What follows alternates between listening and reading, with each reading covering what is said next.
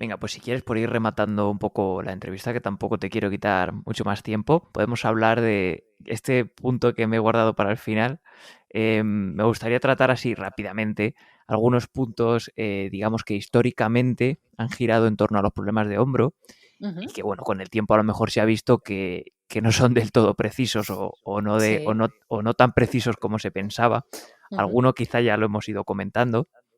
Entonces, te digo, síndrome subacromial, que me comentas. Síndrome subacromial. Síndrome subacromial, te lo catalogaría como obsoleto. Obsoleto. Obsoleto, Empezamos sí. fuerte, ¿eh? Obsoleta la visión que quizá teníamos sobre ello, ¿vale? Si tú entiendes síndrome subacromial bajo el punto de vista del impingement, del pellizco articular, ¿vale? Es decir, esta definición la introdujo Neer en el año 1972, o sea, hace ya como bastantes años, porque esta persona en cuestión, este autor, para darle un poquito más de caché, este autor vio que en la mayoría de pacientes con dolor de hombro había una serie de signos y síntomas que siempre se daban de la misma manera, ¿vale? Y él buscaba darle explicación a esa sintomatología. ¿Por qué todos los pacientes o casi todos los pacientes que veo en consulta con estos síntomas y estos signos mmm, acaban teniendo un poquito el mismo patrón, ¿no? Y todo empezó, pues eso, ¿no? Él intentó explicar qué es lo que pasaba en estos pacientes. El problema es que lo definió de una manera puramente estructural, con algo tan sencillo como, bueno, pues si subo el hombro, pues el hombro pellizca, el tendón se pellizca entre la cabeza del húmero y el acromion, ¿no? Y de ahí surgió esa forma de entender el dolor de hombro inicialmente. El problema es que gracias a la investigación, desde entonces hasta ahora, sobre todo en la época de los 2000, 2006, 2007, 2008, empezaron a haber muchos autores que publicaron evidencia científica que tiraba un poco por tierra toda esta historia, ¿no? Por ejemplo, es algo muy sencillo de ver con el tema de las acromioplastias, por ejemplo, ¿no? Las acromioplastias se hacen precisamente basándose en este concepto de impingement y lo que se ha visto es que a largo plazo, aun quitando el acromion, los pacientes vuelven a tener, muchos de ellos, el mismo dolor con las mismas características. Por tanto, si eso se repite sin acromion, no podemos seguir pensando que el acromion tiene algo que ver en estas patologías, ¿no? También es verdad que nuestra forma de entender la patología de tendón ha evolucionado mucho en estos últimos años, ¿no? Y a día de hoy la teoría más, la que mejor encaja, por así decirlo, es la que tiene que ver un poquito con el continuum de Gilles Cook, ¿no? Entender la patología de manguito rotador como una patología tendinosa igual que se da en las extremidades inferiores, que ahí sí que la entendemos muy bien y está como mejor definida, pero en el hombro siempre ha sido un poquito como más, una historia como más dispersa, ¿no?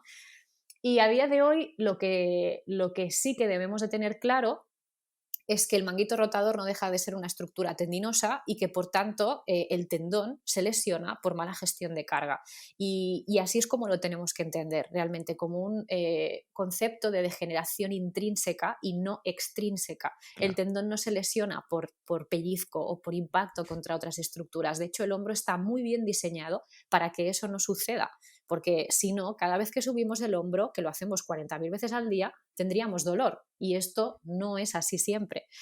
Aparte de que han salido también otros estudios en los que se ha visto que la distancia acromiohumeral no se puede establecer una relación causal entre la distancia acromiohumeral y la presencia de dolor o disfunción. Por tanto, eso quiere decir que los pacientes que tienen dolor, muchos de ellos no existe esa diferencia respecto a los pacientes sanos. Por tanto, tampoco es un criterio para poder definir de esa manera la patología de hombro, ¿no? Y esa O es al un menos poquito la de la manera historia. masiva en la que bueno, la que se Sí, ha siempre catalogado. sí, exacto, Estupendo. ¿no? Exacto. Venga, ¿y qué papel, el papel del pectoral menor? Yo creo que también es un aspecto que siempre ha girado en torno, como que se le ha dado mucha importancia al pectoral menor en la patología de hombro. No sé Hmm. si es así, pregunto. Bueno, aquí ya nos meteríamos en temas de análisis de movimiento, de Ya. alteraciones de movimiento. dentro de lo que es la patología de hombro y de cintura escapular, hay descritos diferentes patrones de alteración de movimiento. Esto ya, yo me baso un poco en la teoría de Sarman, pero muy, muy, muy filtrada, ¿vale? Muy filtrada, Ujú. porque a Sarman la tienes que saber filtrar. Y sí que es cierto que ya no te hablo de pectoral menor, ¿vale? Te hablo un poquito de la influencia que puede tener el posicionamiento, por ejemplo, de la columna torácica, dorsal, de la cintura escapular respecto a la patología de hombro. Y es que en muchos pacientes, por ejemplo, en aquellos pacientes con un GIRT, ¿vale? Con un déficit de rotación interna, que tienen tendencia a la rigidez de las estructuras posteriores y esa tendencia a la inestabilidad anterior, pues sí que a lo mejor nos interesa también trabajar el posicionamiento del paciente para intentar que no sea un factor contribuyente más a su problema, ¿no? En los pacientes con inestabilidad exactamente lo mismo. Entonces, no es que exista una relación entre un posible acortamiento del pectoral menor y una tendencia al movimiento anterior de la cabeza humeral, sino que lo tienes que analizar globalmente. Si tú crees que realmente influye y cambiando eso el paciente mejora, pues ya está, pues se cambia o se Factor importante. trabaja. Ujú. Exacto. Por tanto, no hay que ser tampoco radical y decir, no, las malas posturas, entre comillas, Sí. no se pueden relacionar con el dolor. No, no siempre, pero en algunos casos sí. Por tanto, yo en muchos pacientes sí que lo trabajo y les mando Ujú. pautas de estiramiento, les mando trabajo de flexibilización, de movilización torácica, de trabajo de musculatura cervical, pero para intentar mejorar el control y el movimiento en toda la región, porque al final todo depende de todo, ¿no? Es lo que hablábamos al principio. Por tanto, yo sí que creo que en algunos pacientes puede ser relevante, por supuesto, Ujú. porque el hecho de cambiarlo me hace Claro. mejorar. Sí, podemos Así que aplicar a lo si, mejor. Sí, te iba a decir, exacto, si todo lo metes en un contexto clínico claro, que te encaja, pues lógicamente. adelante. Pues sí que Ujú. será Puede pasar a lo relevante en mejor ese también lo caso. mismo con la postura cervical o Ujú. dorsal, ¿no? Quizás le ha dado a lo mejor también importancia y a lo mejor en investigación se ha visto que no hay una correlación como se pensaba que había, pero oyes, si tú en tu paciente es un factor que influye sobre su dolor, pues en tu paciente sí hay que Exacto. abordar un poco o al menos tenerlo en cuenta, yo creo. Exacto, sí, sí. Y Ujú. quizá entre cervical y hombro sí que pueda existir esa relación. De hecho, en el año pasado, sobre noviembre o así, se publicó un estudio que hablaba precisamente de esto. Y, y era un estudio en el que se vio que los pacientes que tenían patología cervical crónica podían acabar generando a la larga casi en un porcentaje del 25-30% de los casos, que es bastante elevado, Ujú. patología de hombro y viceversa. Los pacientes con Claro. patología de hombro crónica podían acabar generando problemas en la región cervical y esto en consulta lo vemos muchísimas veces porque solamente tienes que analizar cómo se mueve un paciente con dolor de hombro. Te compensa por absolutamente todas partes, ¿no? Sobre todo aquellos que tienen quizá asociados muchos problemas de rigidez. En las capsulitis, por ejemplo, el patrón compensatorio es espectacular. Desde lumbar hasta las pestañas te compensan. En estos pacientes no puedes decir que no es relevante, Ya. ¿entiendes? Porque, Sí, sí, sí. porque son cosas que vas a tener que trabajar igual. Así que, Ujú. bueno, pues depende del contexto.